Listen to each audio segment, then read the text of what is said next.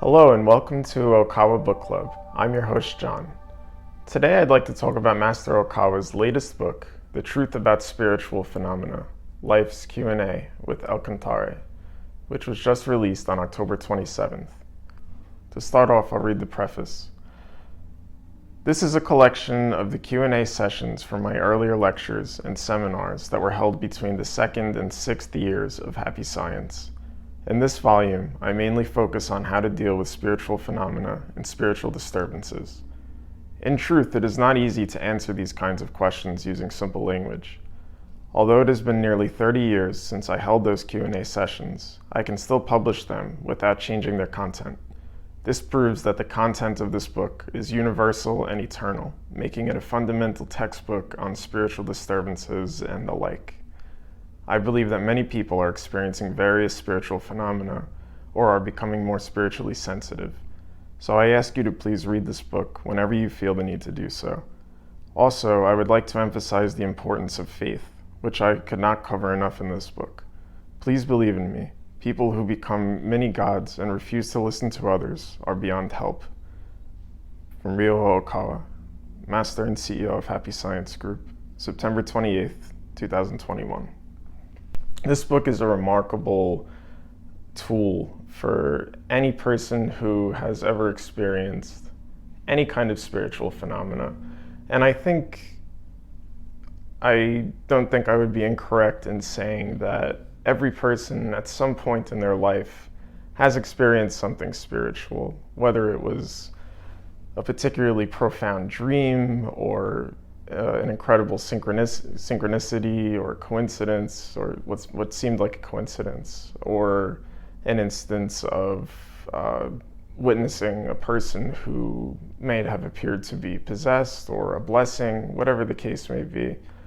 And it's a topic that many people in the world, I think, are naturally drawn to and feel interested in and compelled by. Many of us are interested in things like fortune telling and interpreting dreams. And the difficult thing is to find answers to what any of these things mean, because there just aren't many reliable sources outside of Master Ryuho Okawa's teachings.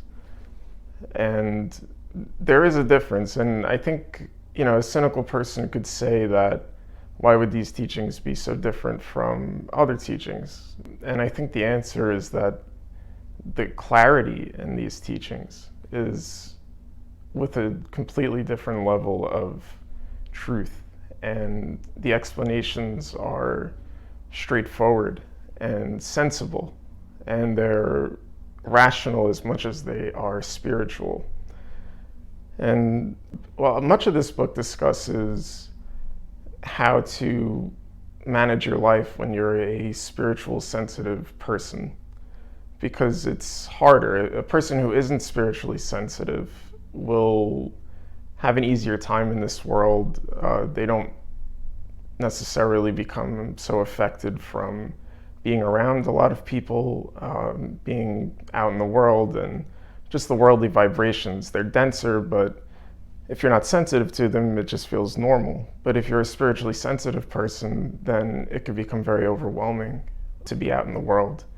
And so many of the questions asked from people in the audience were relating to their own struggles with being spiritually sensitive individuals and not quite knowing how to navigate their life in accordance with that, often due to feeling a heavy spiritual presence or dealing with negative spirits or possession, things of that nature.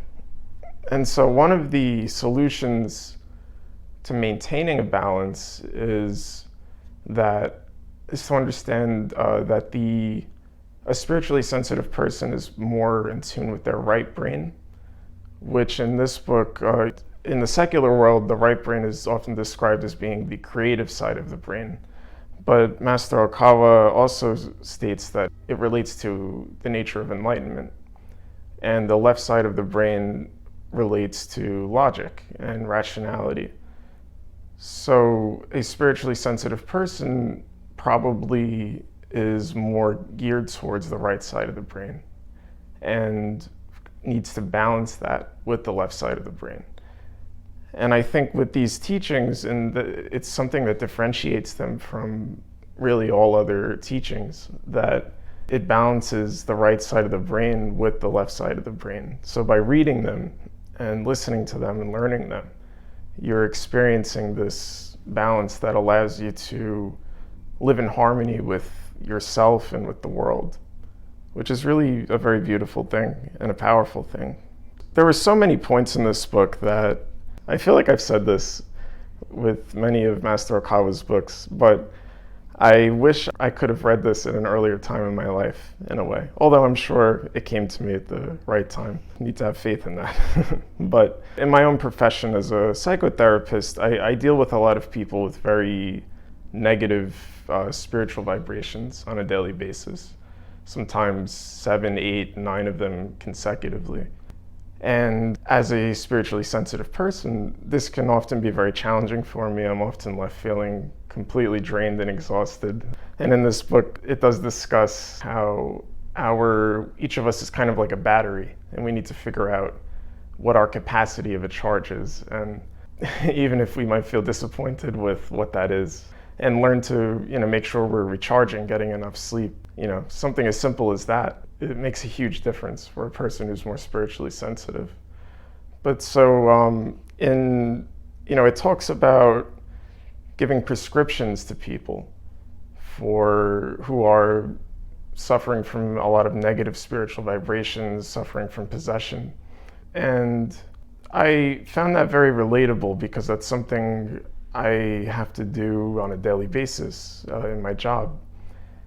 And it's not always very easy. And oftentimes I will give a prescription to somebody and they'll come back the next week and they often haven't put it into practice. And the people who do show incredible progress. And there are people who come in with a problem, they go through the process and they work at it and they self-reflect and they get to the root of it and then they feel better.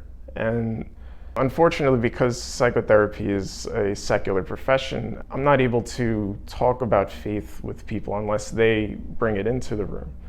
And when they do, that is always a helpful thing. But most people, most of the patients I see are basically secular people, agnostic, atheists, which naturally will make it easier for negative vibrations to come to them. But oftentimes, even a secular person can learn to self-reflect. And in this book, something that really stood out to me as profound, which when I read it, I felt like it should have been obvious to me, but for some reason it wasn't, was that self-reflection is not just a mental phenomena. It's not just a mental process. It's truly a spiritual process. And it's like it's polishing your mind. And in the process of doing that, it rids you of the negative spirits that are attached to you. So if you're feeling like you're in a bad mood or you're depressed or anxious or miserable, and you self-reflect and you come to the root of it, as you're doing that, the spirit is shaken, whatever negative spirit is possessing you in that moment. And the more you do it, the less the spirit is able to have a hold on you. And eventually, when you have a clear mind and you've reflected enough to understand the root of the problem and the sequence from that root that led up to the present moment, that's how you will be healed, and that's how you are essentially exorcised of that spirit. So it's very powerful. So I think viewing self-reflection not just as a mental practice, but as a truly spiritual practice is really core teaching in happy science. And it's something not taught in any other part of the world in terms of religions or spiritual teachings. So I found that to be particularly profound. There was an interesting question and conversation about the effects of advertisements and commercials and how spiritually sensitive people can feel disturbed by what they watch on TV and in general. Master Okawa was saying that he himself would often feel disturbed when watching politicians, for example, because they're often possessed by negative spirits, or watching the news and seeing the homicides. And for a spiritually sensitive person, it makes you feel very sad and very, very heavy vibrations. But what was also said in that context was that angels communicate via words, because words start as a thought, and then the thought is translated into whatever language is being spoken. So words carry vibration, and the effects of words and the words that we hear are so powerful, which is, again, it's something we often take for granted. And in my professional work, I as a psychotherapist, I think words are, the whole thing is words, and it's amazing how that really can make a difference, and all the more powerful if you have the faith to understand it. And so I think many of the concepts in this book are echoed in other books that Master Okawa has written, in terms of like if you've read other books by Master Okawa, like explaining like the law of same wavelengths and basically having a clear understanding of the foundational teachings of happy science, then everything in this book will make perfect sense to you.